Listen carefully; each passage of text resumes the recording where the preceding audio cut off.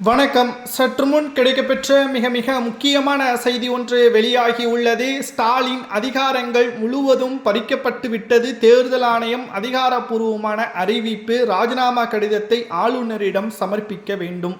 நண்பர்களே, இந்த சேனலுக்கு ஒரே ஒரு சப்ஸ்கிரைப் மற்றும் ஒரு லைக் மட்டும் இந்த வீடியோவிற்கு பண்ணிருங்க.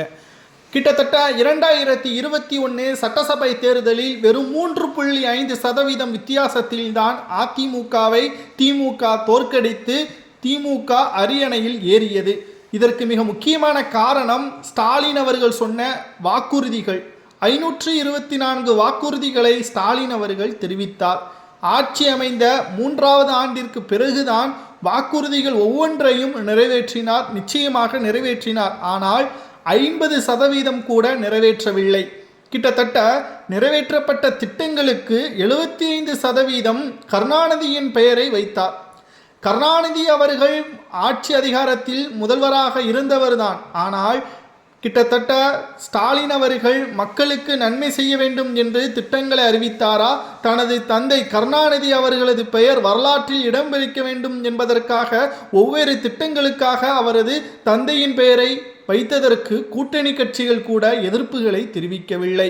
மாறாக ஸ்டாலின் அவர்களது மகன் உதயநிதி அவர்கள் முதல்வராக நாளைக்கு வந்தால் அவரது பெயரையும் ஒட்டுமொத்தமாக தமிழ்நாட்டிற்கு சூட்டுவார். தற்பொழுது தமிழ்நாடு என்றாலே கலைஞர், ஸ்டாலின் இவர்களது குடும்பம்தான் என்பதை நிரூபிக்கும் விதமாக இனியும் திமுக ஆட்சி அமைக்கக்கூடாது என்ற முடிவிற்கு தமிழக மக்கள் வந்துவிட்டார்கள். கோபாலபுர குடும்பத்தின் மீது கடுமையான கோபத்தில் தமிழக மக்கள் இருப்பதற்கு முக்கிய 3 காரணங்களை நாம் பார்க்கும் பொழுது, சொன்ன வாக்குறுதிகள் முழுமையாக நிறைவேற்றவில்லை.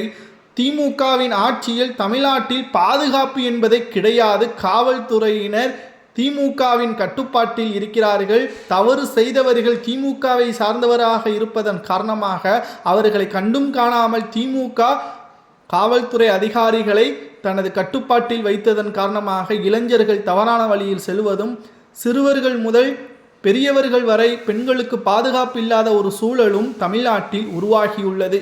3வது மிக முக்கியமான காரணம் அமைச்சர்களது ஊழல்.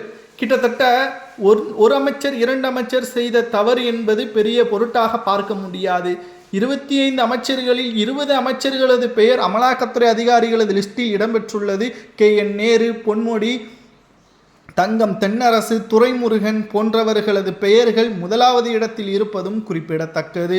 மேலும் திமுக 2வது முறை ஆட்சி அமைந்தால் தமிழ்நாட்டில் விலைவாசி உயர்வு என்பது பல மடங்கு அதிகரிக்கும். கிட்டத்தட்ட தமிழ்நாட்டில் அமைச்சர்களது குடும்பம் மட்டும்தான் சொகுசாக வாழ்வார்கள். இதுவரைக்கும் தமிழ்நாட்டில் விவசாயிகள் ஒட்டுமொத்த கஷ்டப்பட்டு நெற்களை பாதுகாக்கக்கூடிய அந்த குடோனை தற்பொழுது வரை சேமிப்பதற்கு ஒரு ஏற்பாடுகளை திமுக செய்ததா?